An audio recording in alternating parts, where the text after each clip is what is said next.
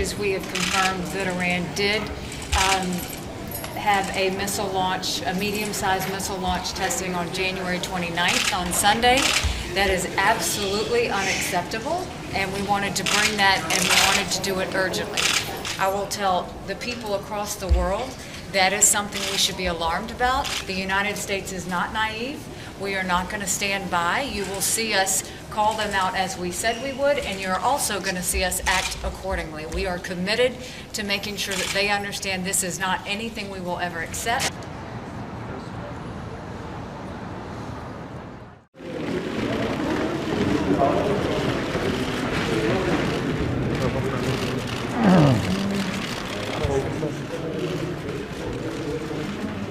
بهانه‌ای نشه برای بازی‌های سیاسی که ممکنه دولت جدید ایالات متحده که متاسفانه با سابقه ننگین مانع شدن از ورود افرادی که ویزای قانونی اون کشور رو در اختیار داشتن فعلا دارای یک وضعیت بسیار نامناسبی در سطح بین‌المللی هست، از این موضوع سوء استفاده بکنه برای دامن زدن به یک تنش جدید. Iran has reportedly conducted its first ballistic missile test under Donald Trump's presidency. A US official claimed on Monday that the launch occurred a day earlier at a well-known site test outside Semnan, east of Tehran. Speaking on the condition of anonymity, the official noted that the medium-range ballistic missile flew 1,010 kilometers before exploding. He added that the last time this type of missile was test launched was in July 2016.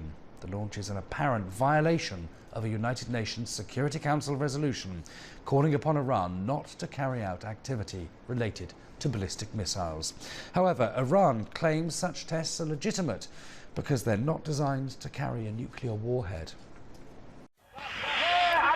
The Iranian government has carried out a medium-range missile test launch. According to US officials, it took place on Sunday at a site east of Tehran. The missile was one which had been previously tested. The White House says it's investigating whether the launch violates a United Nations resolution calling on Iran not to carry out activities related to ballistic missiles capable of delivering nuclear weapons. In 2015, Tehran agreed to strict constraints on its atomic program in exchange for an end to economic sanctions that had throttled the nation's economy. It's a deal which President Donald Trump has called the worst ever negotiated.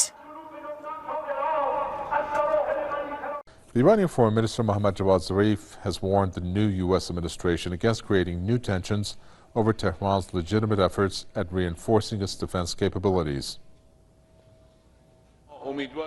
We hope that Iran's defense programs, which definitely are not subject to the UN Security Council's Resolution 2231 and not related to the JCPOA, will not turn into a pretext for political games aimed at creating new tensions by the new US administration. Speaking at a joint press conference with the visiting French counterpart Jean-Marc Ayrault, Zarif said all parties to the JCPOA, including France and the previous U.S. administration, have attested that Iran's missile tests have nothing to do with the nuclear agreements. Iran's top diplomat added that the country's missiles are not designed to carry nuclear warheads. We have announced that none of our ballistic missiles are designed to carry nuclear warheads.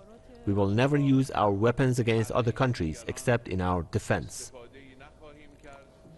The United States has accused Iran of recently testing ballistic missiles in defiance of the UN Resolution 2231 and has called for urgent talks with the Security Council on the issue. Iran has not confirmed that it has recently conducted a missile test. The row comes in the wake of a controversial executive order by the U.S. President Donald Trump, which bars citizens from Iran and 6 other Muslim-majority countries from entering the U.S.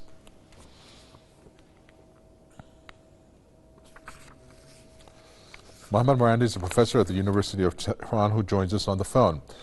To begin with, Professor, Iran has not confirmed this news, but yet the Security Council, at the request of Israel, is going to convene a session, even though the missile cannot carry a nuclear warhead.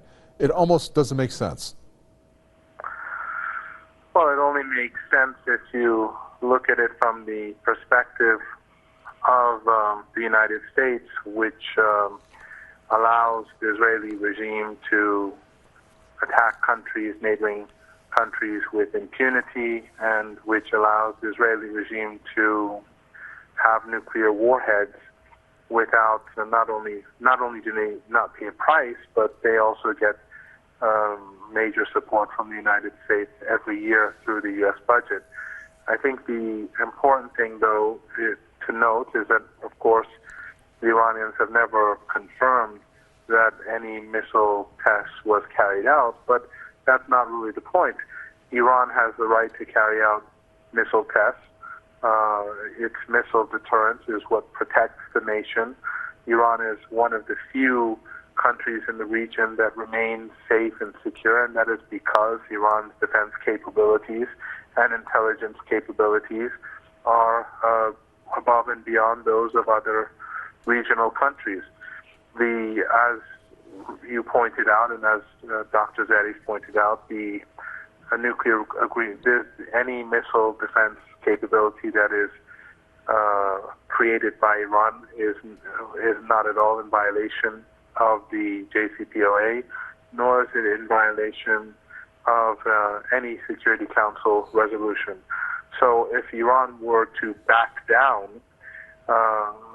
that would basically allow that would be a form of appeasement. The United States would then go on and put pressure on Iran to back down on other issues. So it's obvious that the Iranians under no circumstances will relinquish their rights to improving their defense capabilities. Okay, thank you for that. Professor Mohammad Morandi, professor at the University of Tehran there. The EU, the European Union, reiterates its concern about Iran's missile program and calls upon Iran to refrain from activities which deepen mistrust, such as ballistic missiles tests. The EU expects Iran to fulfill all of its international obligations, including UN Security Council Resolution 2231. The Iranian ballistic missile program was not part of the Joint Comprehensive Plan of Action, hence the tests are not a violation to it. The tests are inconsistent with the UN Security Council Resolution 2231. Whether it constitutes a violation is for the Security Council to determine. Anything else for the day? Yes, James, second go. Iran's Foreign Minister Mohammad Javad Zarif says the country's missile program is not designed to deliver nuclear weapons. Zarif said Iran's missile program is not related to the nuclear agreement between Tehran and the P5+1 group of countries, and therefore not subject to the UN resolution regarding the accord. The Russian Foreign Ministry also said Iran's ballistic missile tests do not contravene the UN resolution. Deputy Foreign Minister Sergei Ryabkov stressed that, quote, such actions, if they took place, do not breach the resolution. Ryabkov's comment comes after the United States accused Iran of recently testing ballistic missiles in defiance of the UN resolution. Washington requests emergency UN consultations on the issue. Iran has not confirmed that it has recently conducted a missile test. Director of Shafaqna Institute of Middle Eastern Studies, Ms. Catherine Shakhtam, joins us now from the British capital, London. Ms. Shakhtam, walk us through the recent comments made by Iran's Foreign Minister Mohammad Javad Zarif, who spoke of Iran's defensive missile program and how it has no relation to the implementation of the JCPOA. Look, you need to understand these kind of comments there's a bigger narrative here where, a lot of chatter has been going on in regards to Iran's nuclear program and the nuclear deal that was brokered last year. And a lot of people are trying to basically angle this and play this in a way which is negative towards Iran and to really portray Iran as being a belligerent power, which of course we know is absolutely not true and not actually in keeping with reality. So I think the desire here is to not only portray Iran as a belligerent power, but to try to somehow infer that, Iran doesn't have the sovereign right to defend its border. And of course, having a functional military and being able to defend your borders and actually act a deterrent against, potential threatening foreign powers is a sovereign right that any nation should possess. And I would argue, in fact, that Western capitals have actually implemented and enacted this right quite violently and quite, brutally towards others. So it's very hypocritical to, again, grandstand against Iran and keep bashing Iran for doing what other peoples are doing, what other countries are claiming for themselves, when in fact it has never been aggressive towards any nation. I mean, I don't actually recall Iran going to war with anybody other than in self-defense. And this is something, again, that Western capitals cannot actually claim for themselves. So I think there's a very fine line in between, Iran being willing to play the game of the international community and actually show, good faith in demonstrating that, in fact, Iran is not interested in developing nuclear weapon when it comes to their military program, but all they want to do is just to secure their technological advancements, as they should, and they have the right to. But you can't, use one nuclear deal, and you can't use what the international think, the fact that the international community think it has a hold on Iran, through sanctions and whatnot, to actually dictate what policy Tehran should follow. Again, I'm going back to this idea of national sovereignty. Tehran is very much entitled to its political future, and however it wants to conduct its affairs, just as long as it's in keeping with international law. And this particular case, I don't think that the law was violated. And I think that we need to be very careful about how we interpret international law and not look at it through the lens of the political, because in this case, then it is bias and prejudice by definition. So I think that Russia understands this because, of course, it has suffered great bias, and it understands the need for countries such as Iran to actually act and develop their military so that they could, offer some stability in the region and actually act a deterrent, towards other more dangerous powers who are in fact at war right now with foreign nations. So again, very interesting that, it's always Iran, Iran, Iran. What about Saudi Arabia? Saudi Arabia today is sitting with actually more weapons and a bigger air force than the UK, for example. I found this interesting. Nobody's talking about them. How come? What about Saudi Arabia's nuclear ambitions? We know they're real. What about Israel's nuclear ambition? We know they're actually very real and actually in existence as we speak right now. So why is it about Iran that bothers the US so much and bothers the international community so much, if not the fact that Iran has actually sat independent from the world community and actually acted sovereign in its border without attacking anybody and actually acting a preserver of international law and sovereign nationality across the region?